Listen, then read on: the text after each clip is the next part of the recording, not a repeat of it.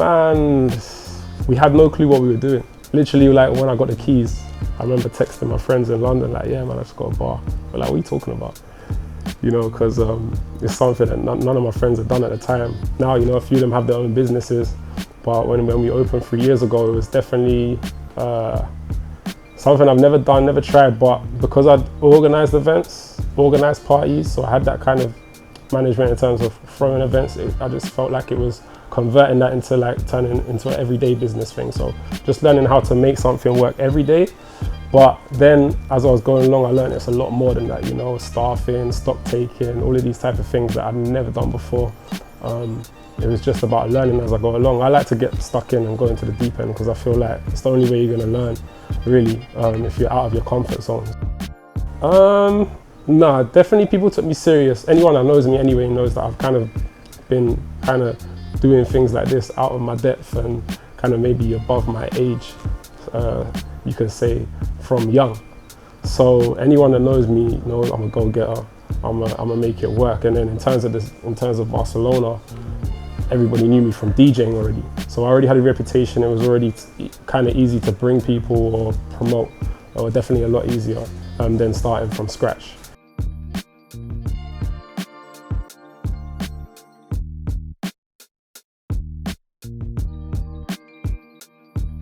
Yeah, after DJing in Shisha lounges and clubs, I just thought I want to open my own spot. So me and two other guys, two good friends, got together and yeah, we made it happen.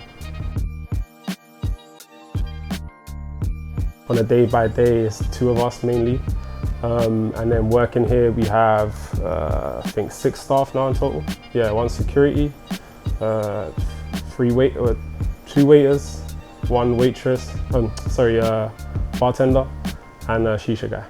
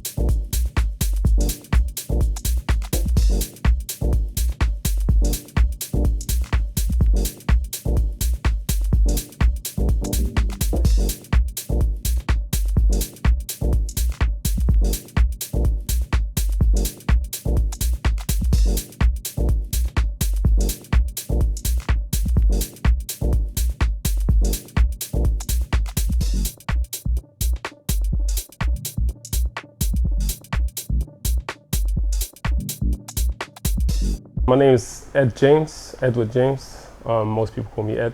31 years old now. I came to Barcelona when I was 26. And we opened this place 3 years ago, Black Diamond. At the time, it was one of the first Shisha lounges here, where you can have like a kind of like a club night, but more mellow. And now there's quite a few. It's quite a popular thing, especially in Europe.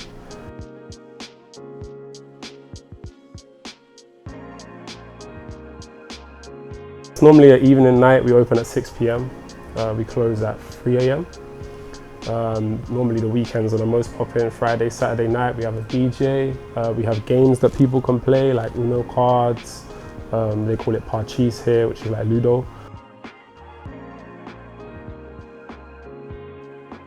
We also have a magician that comes on the weekends as well, does tricks with the customers. People really like that. And then we got like crazy shishas with fruits and cocktails, whatever you want really. We just don't do food, but we do snacks like fruit plates, stuff like that. But food is actually something that we're looking to get into now as well. We're gonna do something upstairs and yeah, really take it to the next level. A bit of word of mouth, Google, we've got quite a really good Google search rate and a high rating. I think we were on 4.8, I think we're about 4.7 now. So yeah, a lot of people come through Google and then like word of mouth, social media, Instagram, and then sometimes we have like footballers come here, athletes. Had a few rappers, singers come through, so that always helps with the buzz and yeah, it spreads the name around.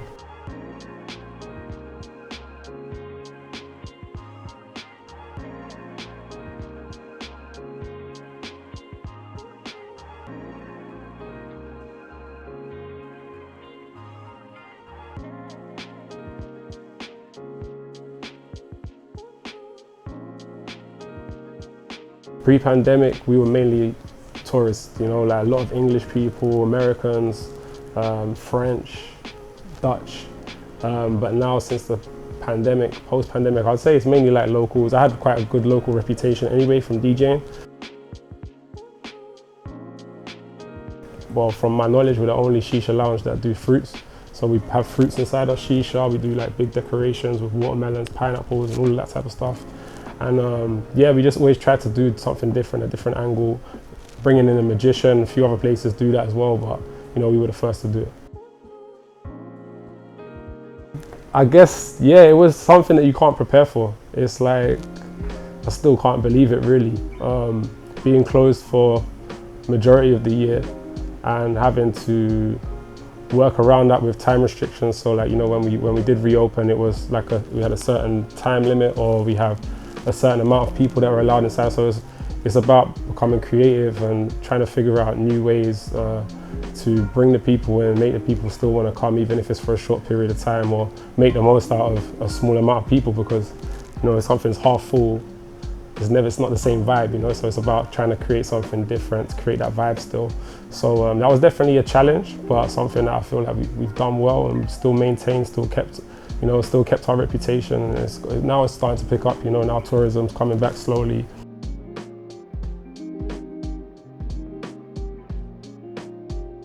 Yeah, so alongside DJing, I do events, do my own parties, festivals, and owning a bar, a nightclub is something that I really wanted to get into. And when I came over here, I saw a lot of opportunity for that. It was a lot easier to enter the market, cheaper as well, easier to maintain, and just more of a scene here. So yeah, like after DJing in clubs and parties and in another Shisha lounge in Barcelona for about a year and a half, after that I was like, yeah, it's time to do something. I've come here from another country, for one, so people have seen me start from the bottom and go to the top here anyway, so they know that I'm serious and they know what I'm doing, and you know, people like to support it. I've got a lot of good people around me, so yeah, it's been good. I think it was at the start, it was balancing expenses, you know, like not overbuying on stock or overpaying on staff or having too many staff, or knowing where to spend and knowing what not to spend on. I think that took us about 8 months to really get like a good system where we weren't just wasting money or spending money on things that we didn't need to.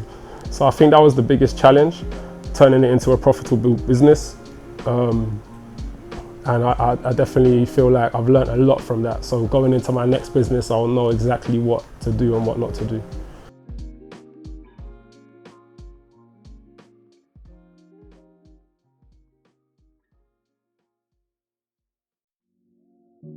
Man, we was on our way up, and we definitely top 2 in Barcelona at the time. And yeah, so to go from that to it's a big shock, but now we're getting back there now. So the roof, we actually got the idea from Rolls-Royce. It's actually the same way you make the roofs in Rolls-Royces with the fiber optic wires. It's the same way you make this. It's all handmade. Yeah, each light is handmade or slot through by hand.